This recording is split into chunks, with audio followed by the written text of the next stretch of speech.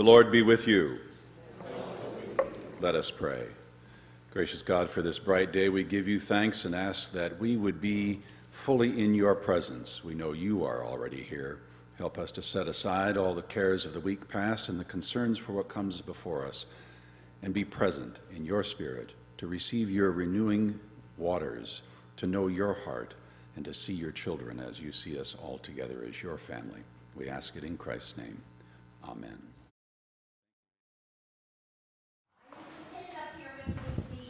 Come on up, kids.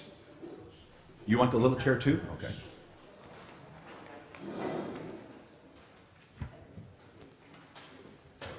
I see. Thank you very much.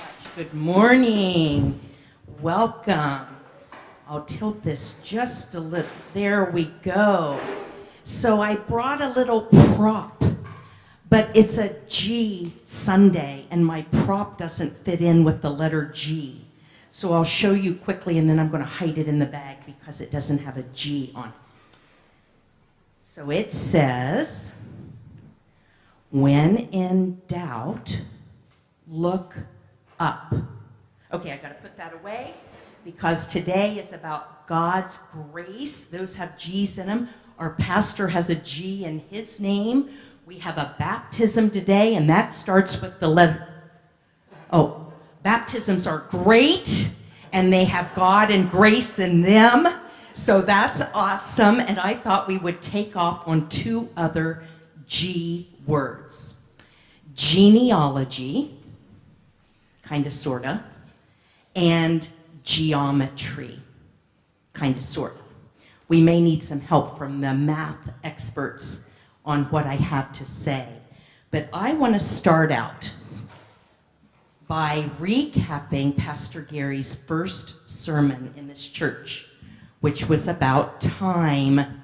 And if you've been in my Sunday school class, you've talked about this horizontal line, kind of like a timeline, right? And if we were plotting your timeline, at the beginning here, we would have your birth. And maybe your baptism is here. And maybe you started kindergarten here. Maybe you got your first kiss about right here. I don't know. That was supposed to bring a laugh, but it didn't. That's always a bummer when that happens, okay? And Rachel told me leave that out. I should have. Okay, well, we're going to go from genealogy to math. So I'm going to erase this. Oh, we have a little bit of a line left. If this said 5 line 2 equals 3. Can't really see that well, sorry. What does this timeline become? It's not a timeline anymore. Yes. Yes, thank you. It's minus. Right, it's a minus sign. Now, here comes the real hard math question. I'm taking away all that other part, and we just have a line and the number 2. So in math, we call that a blank 2. Yes. I think I heard it. Negative. Yes, negative 2. So that little flat line right there by itself is negative. Guess what? I'm going to show you sign language for God. Are you ready? Does anyone know sign language for God? It's like this. A straight line, but kind of like coming from heaven and down to us. So look what happens if we take a straight line and we put it down through that minus sign. Yes, a plus. And what's another word for the plus? Yes? Yes? A cross and a T. And what's the opposite of negative? Positive, right, thank you. So now, if we're on this line and we're living on this line, which is Chronos, and I always forget the other one. What's this? Kairos. Kairos, but I like to call it the divine line. Can I call it the divine line? Thank you. So I like to think of this as divine. So often when I send a little text to my kids, all I text them is a little plus sign. And that means be in the moment where you can receive God's grace. Here you are on this horizontal one, but here's God wanting to come down in every single moment on our timeline. So when I text them the little plus sign, it kind of means look up, like the little prop said. When in doubt, look up, or even when you're happy and things are going well, look up. Shall we have a prayer and go to Sunday school? Was that a little confusing? Yeah, I was so glad it wasn't like a P Sunday with Paul and prayer. Then I would have to fit God into the Pythagorean theorem. I don't think I could have done that. Okay, how about we have a prayer and go to Sunday school? Awesome God, we thank you for making our negatives positive and our minuses pluses. Help us to look up and be in the intersection where the horizontal meets the vertical, where we can freely receive your gifts of grace in every moment on our timeline. In Jesus' name we pray. Amen. Amen. Connie, I got to tell you, as usual, you have stolen the whole show. I had a little chill, because wait till you hear in the sermon. All I told her was, we're talking about grace. Can you do the children's time? You wait until what we talked about in the sermon. We'll get there. I know you're doing nursery, but I tell you, this is the coolest thing. God is working here today. There's going to be wonderful things happen today. Would you stand and greet one another? The Old Testament lesson was just too good to not share, even though we're not going to specifically talk about it.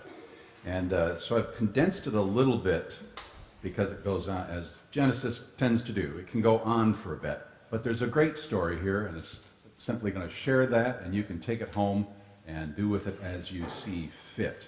But it is, as always, so often in the Old Testament, a story about how God works through the things that we think are broken and can't work. So it's the story of Abraham and Sarah, and it goes like this. I think you know this story because everyone talked about it, how me and the wife couldn't have kids, specifically a boy to inherit everything. So we made a deal, and my wife loaned me her servant, Hagar. And sure enough, pretty soon there was a baby. His name was Ishmael. But then the Lord came around and told him, not me, that we are going to have a child. And so she hears this, and she laughs because, we're 100 years old. And the Lord said, oh yeah, watch this. And pretty soon, here we are with two sons, Ishmael and Isaac. Go figure. So, of course, when Isaac was fully weaned, I put together, we're supposed to have the usual party. But I saw Ishmael making fun of my Isaac. And so she tells me, get both of them out of here. I'm not going to have that boy taking anything away from my son Isaac. So what am I supposed to do? I give Hagar some bread and water, and I send her and the boy off into the desert. I tell you, it broke my heart. This was my firstborn son. But this is what happened. Go off into the desert. She runs out of water and sits with the boy down under a tree and goes off a little ways. She doesn't want to hear the boy's cries or see him die. And of course she's crying, and God the Almighty hears this and sends a messenger and says to her, look, God has heard the cries of your son, and he has not forgotten you. Go over that way. And her eyes are opened, and she finds a well and gets some water, and they make it the rest of the way. And she raises him up. He becomes an excellent archer. She finds him a wife, and he goes on to become the father of all the people of Arabia.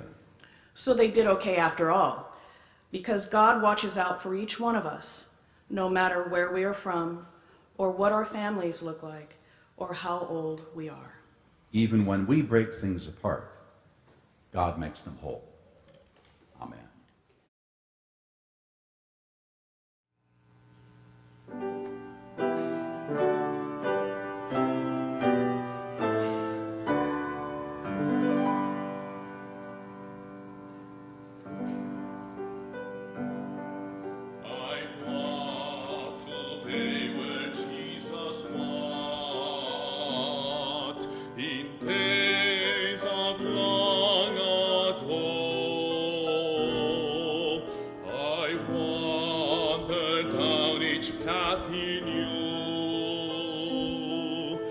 with reverent step and slow. Those little lanes, they have not changed. A sweet peace fills the air. I walk today where Jesus walked and felt his presence there.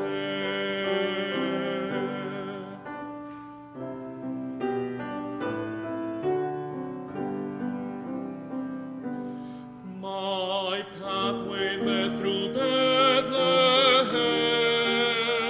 a memory's ever sweet.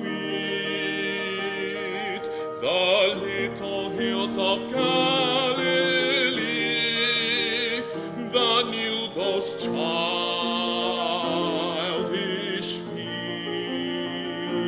the Mount of Olives hallowed scenes that Jesus knew before. I saw the mighty Jordan roll as in the days of yore.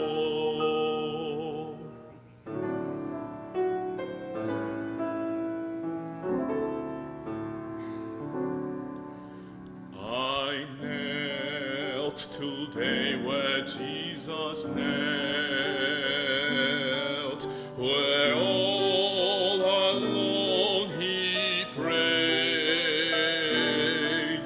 The Garden of Gethsemane, my heart felt unafraid. I pick my heavy burden up,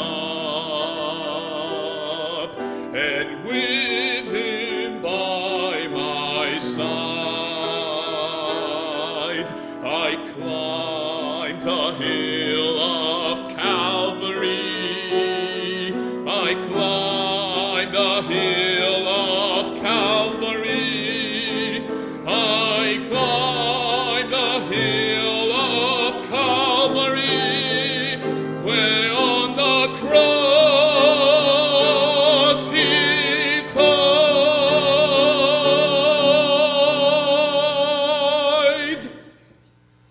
I walk today where Jesus walked and felt him close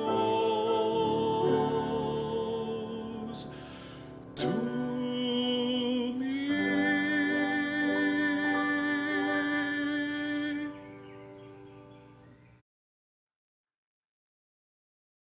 I invite us to, along with our prayers for those whom we're concerned about and care for, that we offer this prayer for justice. The key is to see the name at the bottom, the author there, Alan Paton.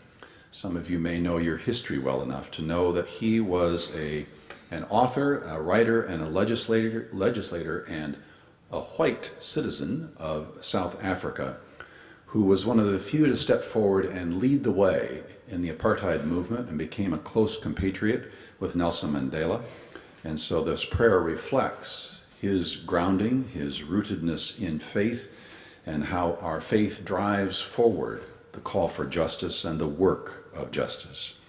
So I invite us to join together in offering this prayer in unison and in silence to offer our own prayers, and we'll conclude with the Lord's Prayer. Would you join with me in prayer? O Lord, open my eyes that I may see the needs of others. Open my ears that I may hear their cries. Open my heart so that they need not be without succor. Let me not be afraid to defend the weak because of the anger of the strong, nor afraid to defend the poor because of the anger of the rich.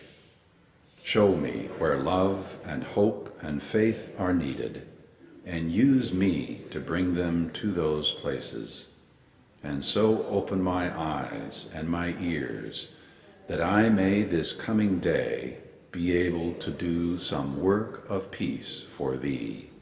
Amen. Gracious God, hear these prayers hidden in our hearts. Hear the unspoken cares and concerns, and reveal to us those who are without name, but who are held close in your heart. Let these all be a part of our offering to you in prayer.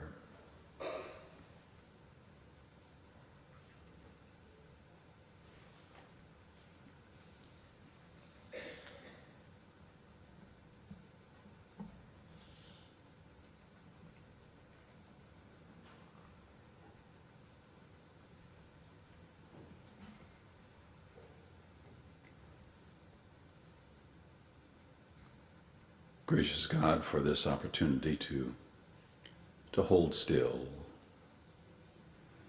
and empty ourselves into your care, we give you thanks. And with this gratitude, we embrace the gift of your Son, his words, his teachings, his healings, and the hope that he represents, the hope, the confidence that you are always with us, always walking through us, no matter what the ills and brokenness may be, no matter what healing is needed, no matter what the hunger is.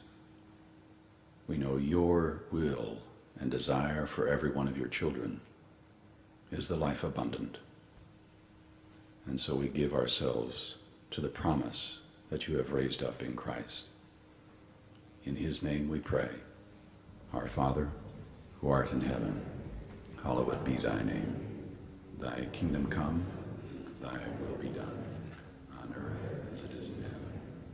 Give us this day our daily bread, and forgive us our trespasses, as we forgive those who trespass against us. And lead us not into temptation, but deliver us from evil. For thine is the kingdom, and the power, and the glory forever. Amen.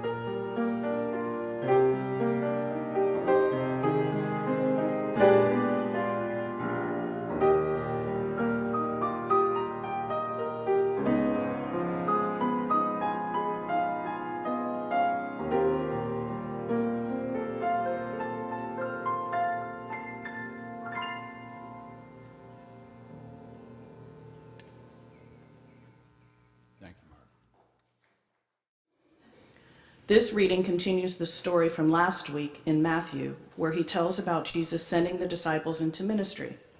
He warns them to expect resistance, rejection, and even persecution. But he reminds them of their sacred worth and the assurance that God is watching out for them. From chapter 10. Therefore, don't be afraid, because nothing is hidden that won't be revealed, and nothing secret that won't be brought out into the open. What I say to you in the darkness, tell in the light, and what you hear whispered, announce from the rooftops. Don't be afraid of those who kill the body, but can't kill the soul. Instead, be afraid of what can destroy both body and soul in hell. Aren't 2 sparrows sold for a small coin? But not one of them will fall to the ground without your Father knowing about it already. Even the hairs on your head are all counted. Don't be afraid. You are worth more than many sparrows. The word of God for the people of God. Thanks be to God. Amen. I hadn't really thought about that line about God counting the hairs on your head. I would like to know where I can get some more.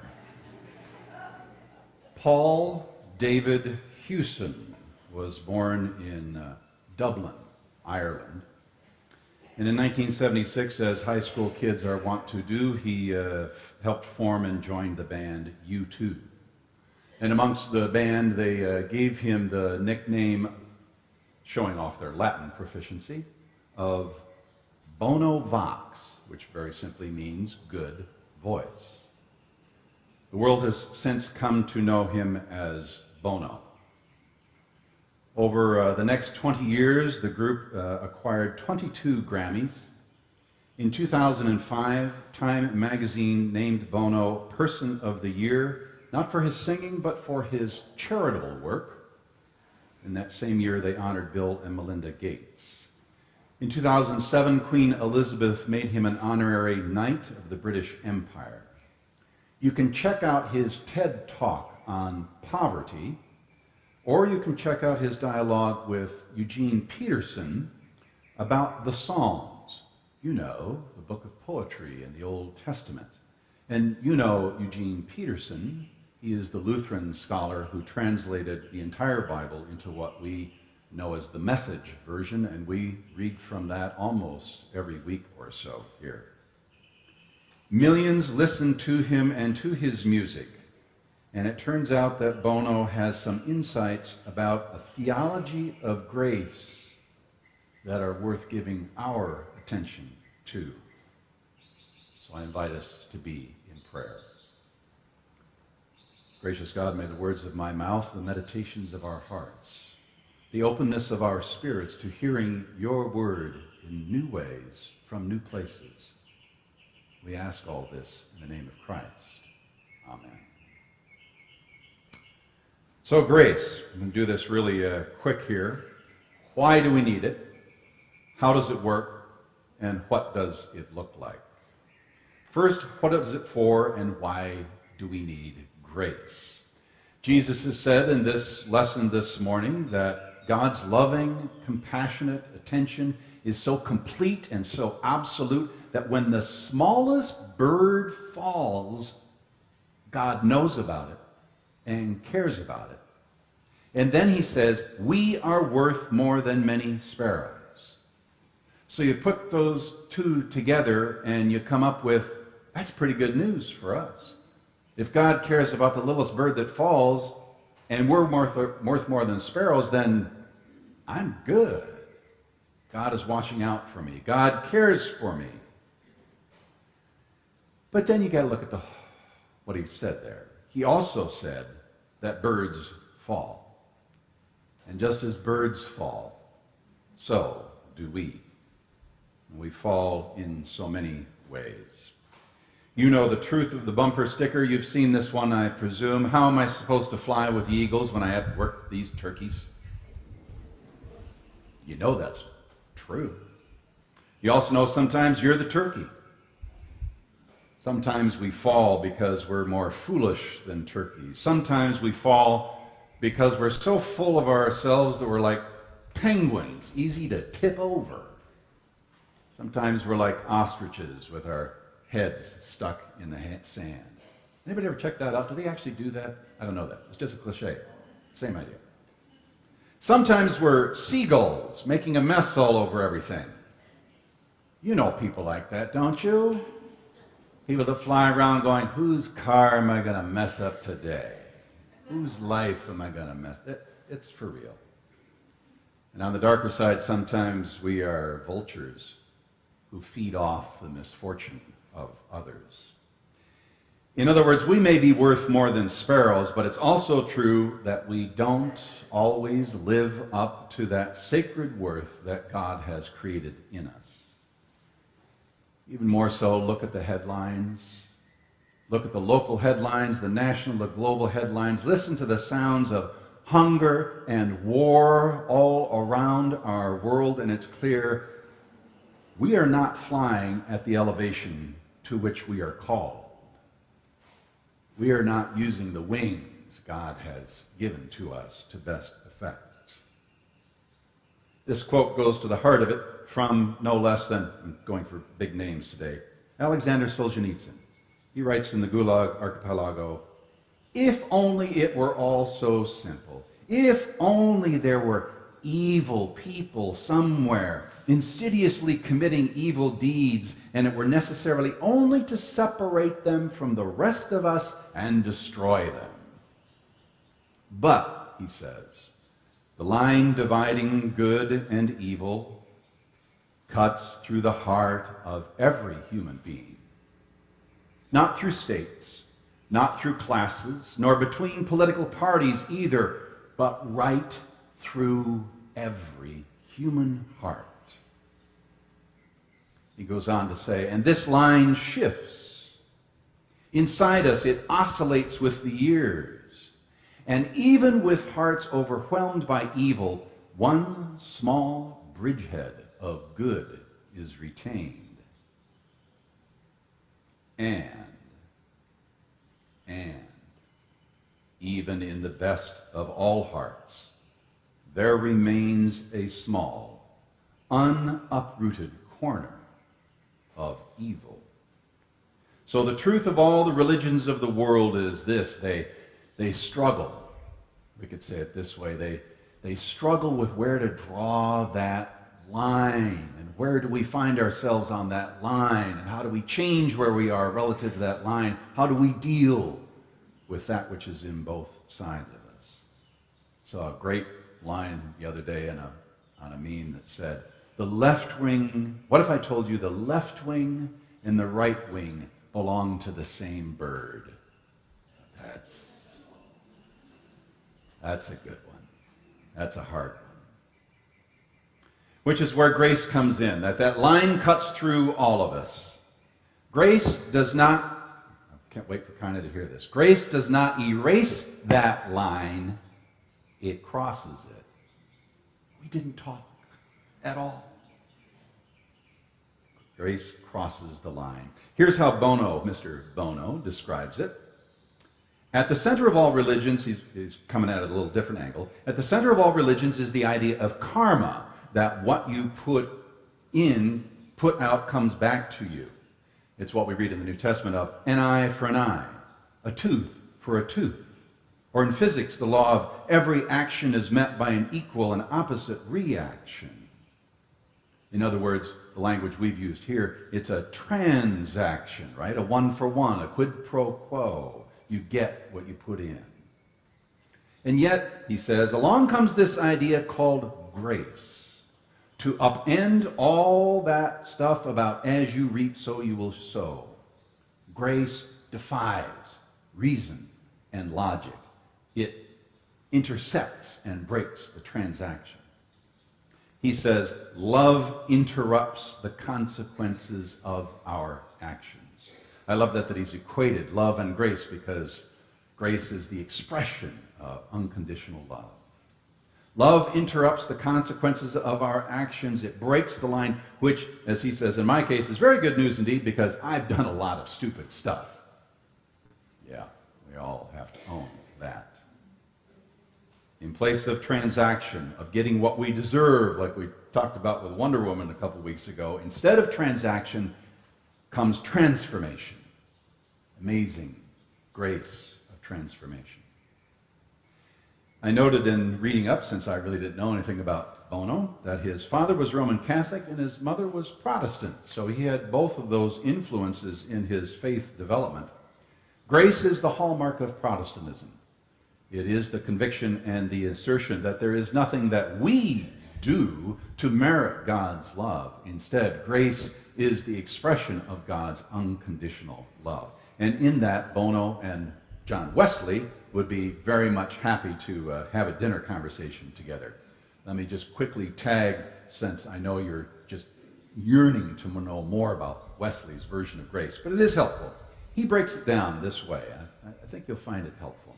He talks about, and in case you ever want to go into ministry, this is the trick question that's a part of the Board of Ordained Ministry interviews. Anybody that's been through the process will tell you. They always ask, what are the three versions of grace? You better know the difference. They're actually pretty simple. The first is prevenient grace. The way I've always thought of it is, it's God, while we're still deaf, God is whispering in our ears, I love you, I love you, I love you, I love you, I love you. It's what parents do when their kids are between like 12 and 18. They can't hear you, but you keep saying it and you keep acting it out. It is prevenient grace. It's God's whispering that to you. That's why I included the quote in the bulletin there. It says, what you are seeking is seeking you. What you are seeking is seeking you. So it's laying the groundwork. It's building the background. Even if you don't know it, God is working inside of you so that when you're ready, when it comes your time to blossom, then you can experience what he calls justifying grace. Justifying grace, we might use the language out of Buddhism or other traditions and call it enlightenment. It's all of a sudden, now I'm aware, now I'm conscious, now I accept, I embrace the reality of who I am, who has made me, and that our relationship is one of love. That the one who has made me in love and invested in me the sacred worth of being a child of God. It's the first chance for us to finally say back, I love you. God's been whispering, I love you. Now, finally, you're at the altar and you get to say, I do. Well, for those of you who've been married, you know that saying I do at the altar is one thing. Then there's a lot of work to be married, to stay married. And that's what sanctifying grace is. It's the lifelong journey. Journey that never ends, of living out and understanding, finding more and more and more about what does it mean to be loved by God, what does it mean to love as a child of God, what does it mean to love my neighbor and to do that hard, sometimes messy, difficult work, which is, again, the context of this whole lesson of Jesus sending the disciples out to love in a messy, messy world.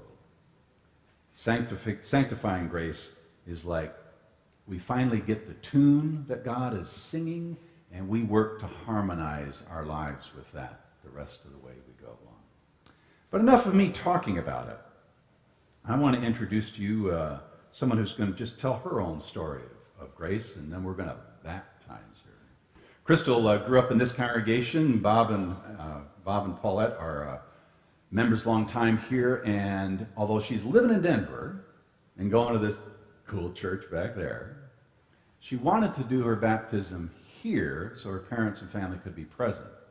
That's no small thing, you know. Ordinarily when we do a baptism, I'm pretty adamant about baptism is our communal and covenantal act where we take on responsibility with the parents, typically for a child, to be a part of the work of that prevenient grace, so that in time they might experience justifying grace and we continue that walk. In this instance, Crystal's had an experience of grace and is growing in faith. I wanted to root that in this congregation where it all began. Hi, my name's Crystal. Can you guys hear me all right? It's all right. I'm the daughter of Bob and Paulette Captain up front. My grandparents used to go to this congregation for about 30 or so years. It was Marjorie and Milton Nims. And this was one of the first churches that I was brought to as a kid and grew up with. Every time we'd come out here and visit it, every Sunday we'd come here with all the cousins and aunts and uncles. So this is kind of the opening act for all of this to begin. You're probably wondering why I'm at this church to get baptized. None of you know me. A little bit of a backdrop of where everything came in. I go to a church called Red Rocks in Denver, Colorado. I didn't go there on my own willing. I was at a Whole Foods grocery store, and one of my old college buddies came up to me and he goes, "Hey, Crystal, how are you?" We caught up and everything, and he goes, "Hey, this Thursday, do you want to go to YA?" And I'm like, "Oh, is that like a cool sports club? Like, I don't know." All right, let's hang out. And so I go, and it's at a church, and I'm like, "Oh, young adults, okay, all right." It was amazing. It was a great experience. I continued to go there from that day forward. I was able to relate with a lot of people. It was great music. The sermons were impeccable. And it was like any other day, I went up there, and I was through one of the sermons that one of the pastors was giving. It was focused around how when you're suffering with something, in my case, it was alcoholism and a few other things. It was about giving that up to Jesus and surrendering that and giving it away and no longer holding it above yourself. And in that moment, I gave up everything. I gave up everything that ever held me down and gave it to Jesus. And it's really hard to discuss in front of a group of people. I don't know. I apologize. But this rush of energy came through me, and I felt so small for the first time in my life. I'm a little bit of an outspoken person, and I felt extremely humble. It was an energy unlike you can ever explain. This was extremely spiritual. And I was down on my hands and knees crying, and it wasn't a bad cry. It was a very peaceful cry. It was a cry of finally being at peace and settled down with myself. And I declared at that moment sobriety from everything that I had in my life. There was a few other things, and I've been sober since. I haven't had any problems. I've been strong through it. It's been the easiest it's ever been for me. And why here? I believe that when you've experienced God, God is with you in all times within yourself. So whether it be at my church or this church, I wanted my family to be here because I don't think they ever knew that I would come to this point for me to come to God on my own and want to be baptized. So this is me here getting baptized so my family's witness in front of God, and I'm glad that all of you can join me here today as well. Thank you.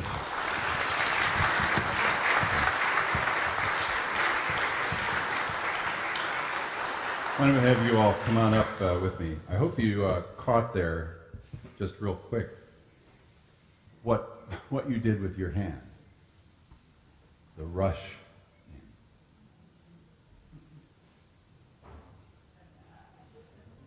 In baptism, it's not just the bestowing of a name, it is a covenanting to care for one another, to care for one another as part of the Christian family together. And ordinarily in the longer baptism ritual, and then eventually what becomes the confirmation and membership ritual, we ask not only about the person's own conviction of faith, but then we go the next step and talk about, okay, do you want to be a member of the United Methodist Church, and do you want to be specifically a member of this congregation? And that's not what we're doing today. We are simply doing the purest form of the sacrament of baptism, the two that we recognize because they're the two things Jesus participated in. Jesus himself gave himself to be baptized into the whole of the church, not just any one specific place, but the whole body of Christ. And so what we do here today is one time for all time. God gets it done right the first time. So that's what we're going to participate in here. If you would keep track as I read along through the service, you'll hear your part come up with that, and with Karen's help, hopefully I won't drop my notes. And you're all in a good place. I'm also going to, when we when we actually do baptism, would you join with me in placing your hands on her shoulders? Brothers and sisters in Christ, in this sacrament, we acknowledge what God has done for us, what God is doing day by day for the whole family of God. We especially remember and renew the covenant declared at our baptism, the touchstone of our shared identity and common call to ministry. So I invite all of those who are present, who have been baptized, to remember your baptism and be thankful. We remember and are thankful. Today in this sacrament, we affirm Crystal as a member of Christ's holy and universal church, and covenant to share in her continued growth in faith. Through baptism, we become one together in the church, the body of Christ in the world today. Thanks be to God, who offers all of this without any price. So I present to you, for the sacrament of baptism, Crystal Elizabeth Captain. Crystal, let me ask you, do you confess your own faith in God revealed in Christ Jesus? Do you earnestly seek to continue to grow in the Christian faith, the understanding of the Scriptures, and to strengthen the discipline of regular attendance upon both the public and private worship of God? If so, say, I do. Now to the congregation, will you, the members of this church, on behalf of the whole church, nurture this woman in the Christian faith and include her in your love, your care, and your prayers? With God's help, we will proclaim the good news of God's love and live according to the example of Christ. We will surround her with love and pray for her to grow to be a true disciple of Jesus, walking in the way that leads to life. Amen. Crystal Elizabeth, I baptize you in the name of the living God, the redeeming Christ, and the Holy Spirit for this time and all time to come. Let us pray. Gracious and loving God, we thank you for the gift of life, especially the life revealed in this, our sister in faith. We pray that as she grows in years, she may also grow in the grace and knowledge of you. We pray that by the power of the Holy Spirit, Crystal may ever live as your true child, serving you faithfully in all her days. Lord, so guide and uphold us all together into that life of faith whose strength is righteousness and whose fruit is everlasting joy and peace. We ask it in Jesus' name. Amen. Brothers and sisters, Crystal Elizabeth, would you welcome her?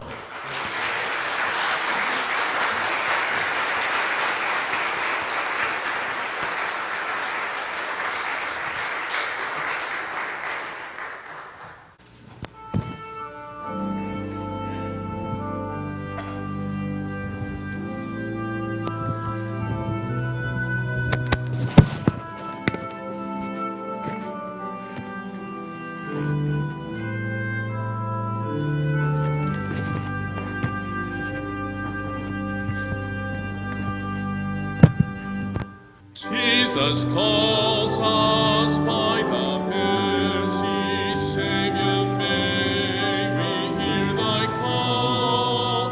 Give our hearts to thine obedience, serve and love thee best of all. Let me extend the invitation to continue in fellowship over on Brooks Hall patio, that you might perhaps meet and greet Crystal directly, and one another as well. The discussion groups follow for about 45 minutes. We're always done at 11:30. Headline news, Bible study, and a response to this time in sermon and worship. Would you now participate in the benediction as you find it in your bulletin there? May the grace of God, the peace of Christ, and the hope of the Holy Spirit go with you. Amen.